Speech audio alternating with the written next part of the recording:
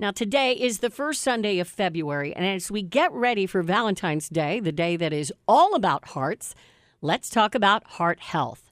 The month of February is Heart Health Awareness Month. So what should we know about heart health and heart disease? And how can we protect ourselves and our loved ones? You may not realize this, but on average, someone in the United States dies of cardiovascular disease every 34 seconds, with heart disease the leading cause of death in the U.S., and it has been the leading cause of death since 1950. If we want to change that, we need to do our part to stay heart healthy. Joining me on the phone today is Dr. Fahmi Farah, a board-certified cardiologist based in Fort Worth. She is the director of Bentley Heart in Fort Worth. And back in 2020, Dr. Farah was named one of the top doctors in our area by Fort Worth Magazine. Dr. Farah, thank you so much for taking time out to talk to me today. Thank you for having me. It's my pleasure to be on your show. Dr. Farah, what is the most important message that you want to get across to people during a month like Heart Health Awareness Month? The statistics that you just gave, that is absolutely true. And the biggest thing I can tell people is that while that is true, 80% of heart disease is preventable. So it is still in your control.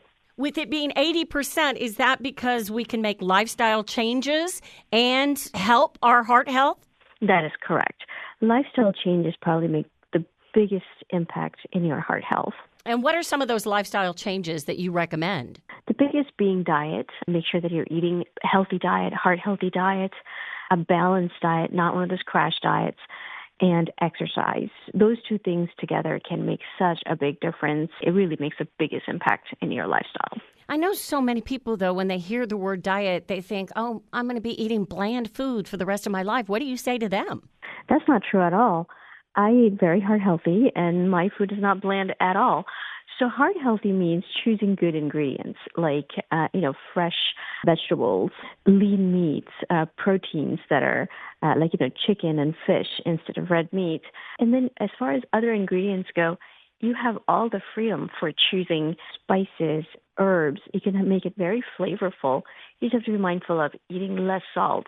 But other than that, the rest of the spices are very healthy. Have you, in your practice, Dr. Farah, seen that drugs like Ozempic, Mounjaro, and Wegovy have helped people lose weight and at the same time become more heart healthy? I do believe that, yes. I actually have a weight loss program within my clinic, and I can't tell you how many patients we've helped through that. It's thousands that have lost weight, and they've been able to come off of medications like blood pressure medications, because with weight loss, they just improve on their blood pressure. Some of them have been able to manage their diabetes better and have been able to come off of medication. So yes, absolutely, it makes a difference. What would you want people to know about signs and symptoms of a heart attack that they should be aware of? And I know with men and women, there are different signs and symptoms, so we can talk about both. Certainly. Well, let's cover the classic signs and symptoms first. Classic signs, as we know, would be chest pain. Sometimes people describe it as an elephant sitting on their chest, so they feel like they really can't breathe. If there's a sensation of doom, those could present it both in men and women. Those are the classic signs. And you're right, women can have very different ways of presenting for a heart attack. They may not have chest pain at all. They can a lot of times get what's called atypical signs and symptoms. So instead of chest pain, they will have things like nausea, vomiting. A lot of times they will just have fatigue, like an intense sensation of fatigue. So those are like the atypical signs and symptoms that women can present with. But I do want to say it's not just women. A lot of times men can present with those atypical symptoms as well. So what should people know if they have no symptoms? Is it just being aware of your family history and being aware of your numbers? Those definitely help. If you are somebody who has very strong family history of heart disease, having those atypical signs and symptoms, need to be aware so that you can present yourself to the ER. And then risk factors, people who have diabetes, who have high blood pressure, smokers, they're obviously at high risk. And so their risk of having a heart attack is going to be a lot higher. Who is at biggest risk for heart failure? Heart failure is, first of all, the definition of heart failure is when your heart's pump is not functioning properly. And the people who are at biggest risk of heart failure are those who are having heart attack. One of the biggest complications of heart failure is a heart attack. So when you have a heart attack, a certain part of the heart's muscle dies if you don't get care on time. And when that happens, the heart can no longer pump efficiently, and that is by definition heart failure. So the biggest subgroup of people who are at risk for that are those who have either had a heart attack or they have significant blockages in their heart that's affecting blood flow to those areas of the heart muscle. Those are the highest risk group. And what about the highest risk group for having a heart attack? Who is at higher risk? You oftentimes hear about women being at higher risk and minorities, certain minorities. Those are certain subclasses of groups, yes. They do have risk factors, certain minorities, where they have less access to medicine. In the African American community, unfortunately, there are some indigenous communities where they just don't have the same access. They don't have access to health care, don't have access to insurance, and as a result, they don't get the proper care. And so the preventative care is lacking a lot of times, and so they are more predisposed to having a heart attack. So yes, their rates are a little bit higher. Dr. Farah, what screenings or tests do people need to be having on a regular basis? So before even you come to a cardiologist, your primary care doctor can run some basic tests that are more related to your risk factors, for example, having annual labs.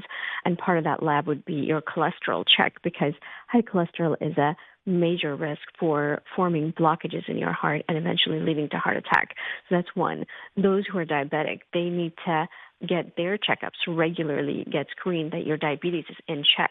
And then when it comes to specifically heart, there are certain very basic screening that we can do to get a condition like a status of how your heart is doing. One of them is EKG. And of course, your PCP can do that too. An EKG is a very simple test, but it gives us a lot of information about what's going on with your heart.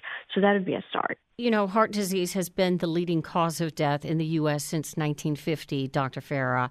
Why are we still seeing such a high number of deaths when we keep reminding people and raising awareness about this issue? What do we need to do? I think the answer to that question, I think the problem is multifactorial. Number one, I think the food, it really comes down to food. We just have access to unhealthy food for very cheap. Unhealthy food are cheaper, unfortunately, than healthier ones. Fast foods, for example, the fast food industry, I would have to say, is largely responsible for that. It's easy access, it's cheap, and, people are stressed, they're busy, they don't have time to invest the time and effort they need to be able to eat healthy. They don't, they're working long hours. At the end of the day, they're tired. They don't have the motivation to go work out. So I think those two are the leading causes, but it's more than that. I think there's stress. I do believe that stress is a major factor that contributes to this. Economics, not being able to afford something that's healthy. So a lot of factors play into this bad statistics. You mentioned stress. How can people manage stress and anxiety, which can impact their heart health? Stress management is so crucial. We all have stress. I myself have a very stressful job being a cardiologist. Oh, yeah. Yes, it is crucial to be able to take the time out, even if it's 30 minutes of your day, to just disconnect from your stressful job and just go out for a walk or go to the gym. Exercise really is the best form of stress relief. You could do activity in any form. I dance, for example. I love doing ballroom dancing. That's my stress relief. That 1 hour of dancing a day, it's great because it gives me the exercise I need, and it completely allows me to dissociate from my stress. And so I encourage people to find what they, what would be their stress relief. Everybody is different, and just stick to it. And do you ask your patients to exercise at least 3 times a week or more?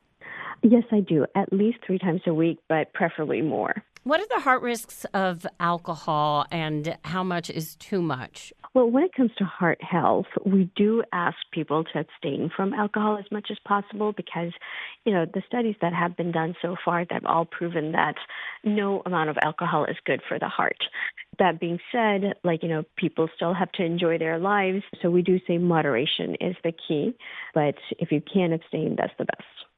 My guest once again on the phone today is Dr. Fahmi Farah, a board-certified cardiologist based in Fort Worth. She is the director of Bentley Heart in Fort Worth, and back in 2020, Dr. Farah was named one of the top doctors in our area by Fort Worth Magazine. The month of February is Heart Health Awareness Month, and since heart disease remains the number one killer of people in the U.S., Dr. Farah joins me on the phone to share valuable information that we should all know to protect ourselves and our loved ones. Of course, one of the best resources for signs and symptoms of heart disease and stroke is the American Heart Association. And if you need information, you can visit heart.org. Once again, that is heart.org. Dr. Farah, by the time someone goes to someone like you, a cardiologist, oftentimes they've already experienced a heart attack. When do you think that they should see a cardiologist? Before the heart attack? Definitely before the heart attack. The sooner you get in with a cardiologist, the higher the chance you have of getting into that still the preventative phase. There's a lot we can do to stop a heart attack from happening. And so, yes, I recommend those who have risk factors, those who have symptoms, those who have high family history of heart disease, they all need to get in with a cardiologist earlier, because the sooner you get in, the better it is at preventing that heart attack from happening. Wouldn't your general practitioner, your family practice doctor encourage you to go to cardiologists when they look at your family history and your risk factors? They should, and that's one area where we need to invest some time and effort in educating as well our primary care providers, because not everybody's aware of how crucial it is for those patients to go in early. A lot of times, primary care providers, they wait until patients are symptomatic, or if they have an abnormality on an EKG before they will send them to the cardiologist. I disagree with that. I believe that as long as patients have risk factors, and as long as they meet certain criteria like high risk factors, high family history, they should get a visit with their cardiologist just so they have that screening early on. Because once you see the cardiologist, they can really know what's going on and hopefully prevent that heart attack from even happening. That is correct. Because, the truth is, by the time a patient is symptomatic with chest pain, they already have the disease process in them. They already most likely have a blockage in them. And so we're kind of behind a little bit by that point, in my opinion. I do think the sooner they get in and get those screenings done, we can implement plans and strategies in place for them that can really help them prevent having that heart attack. Dr. Farah, so many times when I'm watching TV or even scrolling on social media, there will be an ad that pops up that talks about AFib. What exactly is AFib? You keep hearing about it, but I guess unless you actually have had heart health issues, you're not sure what AFib is. Correct. AFib stands for atrial fibrillation. It is a rhythm problem. The heart has its own electricity, and a heart is meant to beat in a very regular fashion, beat by beat. Atrial fibrillation means that your heart is beating in an erratic manner. So it's no longer beating regularly, it is very irregular. And that can have certain implications. People with atrial fibrillation, they can be symptomatic. They can be feeling more fatigue, shortness of breath. AFib also imposes a great risk for stroke. It's in fact one of the greatest risks. People who have atrial fibrillation that are untreated, they're at much higher risk of having stroke. It can also impose risk on the heart's pump itself. It can weaken the pump, and people can be at risk of having heart failure as a result of atrial fibrillation. I've heard experts say that the heart is not just a plumbing issue, it is an electrical issue. Can you explain that more for people? Absolutely. I do agree with that because, as I mentioned, heart has its own electricity. So it's a completely automatic organ. And that electricity actually dictates how the heart is going to beat, how fast it's going to beat, how slow it's going to beat. It basically governs much of the heart's function. And so the electricity is very, very important. You'll hear that we have something called pacemaker. We are naturally born with a pacemaker in our heart. And that pacemaker is basically the engine of the heart, so to speak. It governs how the heart is going to beat. And over time, a lot of people can have failure of that pacemaker. And so they end up needing an artificial pacemaker that we'll have to go and put in. There are different types of pathologies that can happen within the pacemaker. For example, people can have different types of blocks within the electrical system. There's something called atrioventricular block. There's different degrees of it, first degree, second degree, third degree. So second degree and third degree of those are blocks within the conduction system of the electricity that slows down the heart significantly, and it poses a risk on the patient. They can pass out. They can even die from that. And so the remedy to that, of course, is a pacemaker. I want to talk about cholesterol and heart disease. A lot of people are like on the cusp with their numbers when it comes to cholesterol, and doctors may recommend statins. Is there any other way to lower the cholesterol? Of course, statins are one of the major ways of reducing cholesterol. But before even it gets to the statin phase, again, it comes down to the lifestyle, your diet. That's probably the single most important way of reducing your cholesterol, the types of ingredients you're choosing, how healthy your diet is. You can actually help reduce your cholesterol significantly by dietary restrictions. It always comes back to diet. Let's talk about the importance of CPR and knowing CPR. I know the American Red Cross and other organizations have free CPR training. What do you want people to know? People who have a loved one who has heart disease or heart health issues, what do you want them to know about the importance of learning CPR? Absolutely. I'm a big believer of CPR. It is absolutely a lifesaver. So first of all, what is CPR? So it needs to be administered when somebody is in cardiac arrest. So meaning their heart has completely stopped, they're not able to breathe, they're unconscious. And so CPR is cardiopulmonary resuscitation. We provide compressions to their chest, and that regenerates circulation. And that's crucial to life until help arrives. If somebody can administer and are trained to administer CPR, it is absolutely life-saving. And, when something like that happens, time is of the essence. So within seconds, if somebody can start CPR, they can save that life. And it's really easy. It's free for these classes to learn CPR. You can even learn on a YouTube video. You're right. There are so many centers, so many places where they provide CPR training. You can even do it online. And there are places where they provide it for free. And it's just so essential. Everybody should learn it. In my opinion, there should be a curriculum in high school or, where they train people to do this. I think that would save so many lives.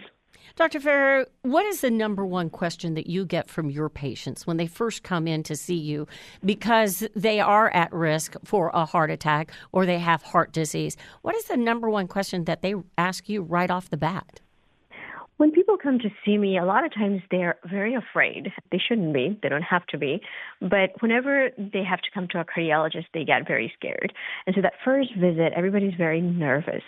And the reason they're nervous is because they think they're about to have a heart attack. And so the number one question I get is, am I having a heart attack, or am I about to have a heart attack? Am I safe? And of course, I guide them and counsel them to mitigate that fear. And the reason I say the fear part so much is because I think it's that fear also that prevents a lot of people from coming to the cardiologist. They associate cardiologists with fear, and that should not be the case. What question do you wish they would ask you when they come to you? I wish they would ask me, how do I prevent getting a heart attack? Like, what do I do to get control? Because that's when it's like they're engaging in that conversation. They understand that a lot of it is on them, that the control is still in their hands. But I think we've all heard that message of, eat right and exercise, and yet we still put it off. We're lazy. You're right about that. It's the one thing that is the most difficult thing because it's not a sprint. It's not something you can do one time. It is a marathon as opposed to a sprint. It's something you got to do every day. And that's hard because people go through so many different things in their lives. They have stressors.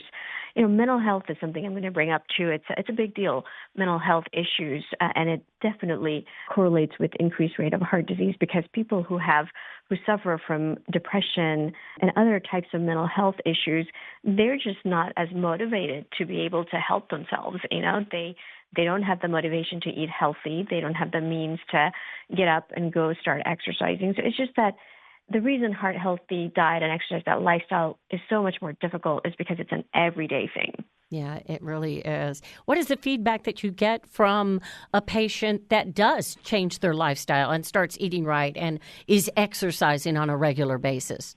It's amazing. And it's a lot of times it actually brings me to tears. I have some really motivated patients because the goal is when the patients come to see us is to get them, healthy and get them freed from the clinic. And I do that every year to a certain number of patients. And every year that's a moment of true joy, that this person has been helped and they see the light, they see what a difference it has made. I've helped patients who are 400 or 500 pounds and they've lost so much weight. They've been able to get off of all their medications. Wow. They're fully independent. And, that last visit, they're in tears and I'm in tears, we did it. And the confession they make, what a difference it has made. It's truly remarkable. And especially this one gentleman I will never forget. I treated him for about 2 years, and I have a diet that I recommend to my patients. It's my own proprietary diet. It's called the AIM diet, all in moderation diet. That's what it's called. It's only available in my clinic, and it has helped literally thousands of patients. I've helped thousands of patients without the semaglutides necessary, and people have lost more than 100 pounds just being on that diet. And the result at the end of it is truly remarkable, and the feedback I get. You're going to put yourself out of business, Dr. Farah. I guess that would be a good thing, right? Yeah, it's about helping people. Yes. And that's the end goal. My guest once again today on the phone, Dr. Fahmi Farah, board-certified cardiologist based in Fort Worth. She's the director of Bentley Heart in Fort Worth. The month of February is Heart Health Awareness Month. And since heart disease remains the number one killer of people in the U.S., Dr. Farah joins me to share valuable information that we should all know to protect ourselves and protect our loved ones. Of course, one of the best resources for signs, symptoms of heart disease and stroke and for heart-healthy recipes is the American Heart Association. And if you need information, visit heart.org. Once again, that website, heart.org. Dr. Farah, so a patient's had a heart attack. What do you tell them about what they should expect after the heart attack? What do you tell them to expect from their new normal? The new normal after a heart attack really depends on what kind of treatment they received and at what point in time they received that treatment.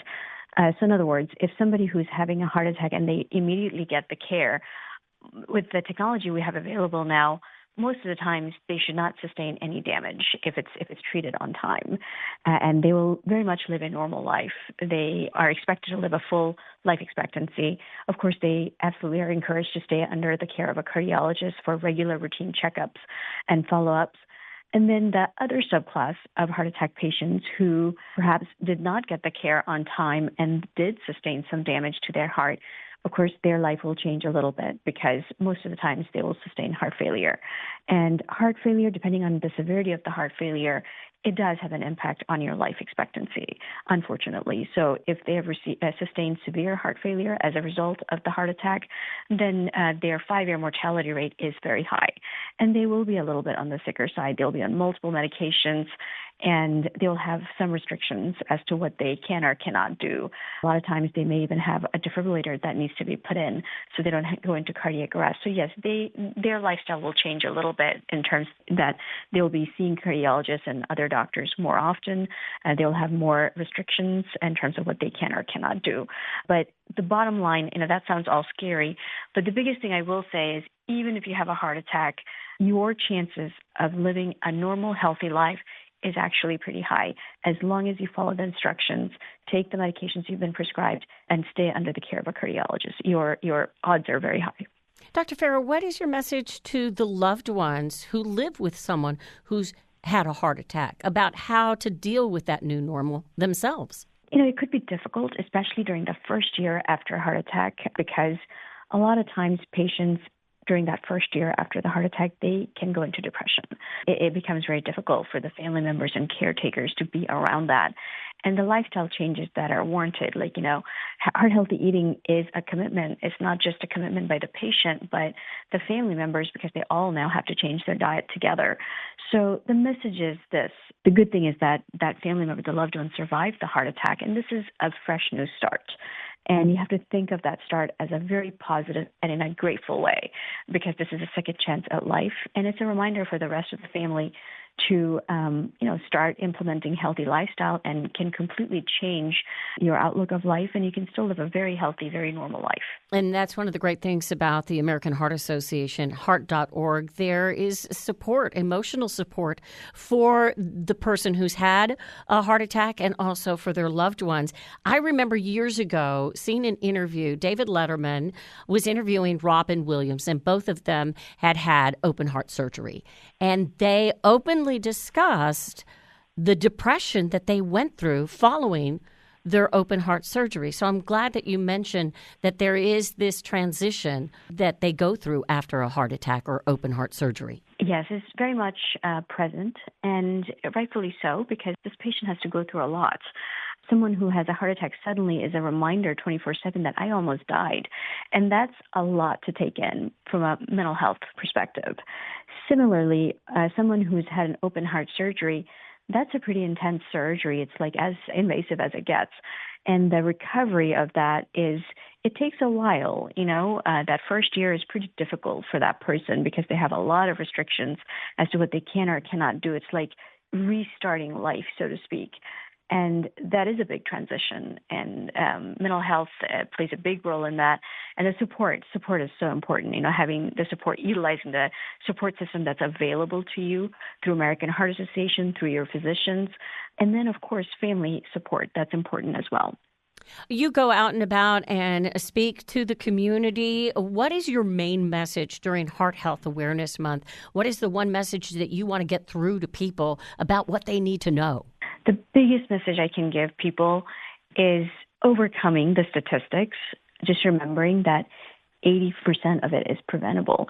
It's prevention, prevention, prevention.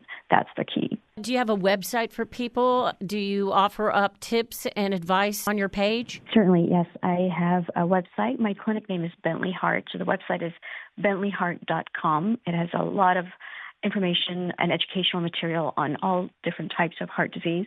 I also have a second website that's drfahmifarah.com, and I have a press page as well. It has lots of information. All my interviews are there as well.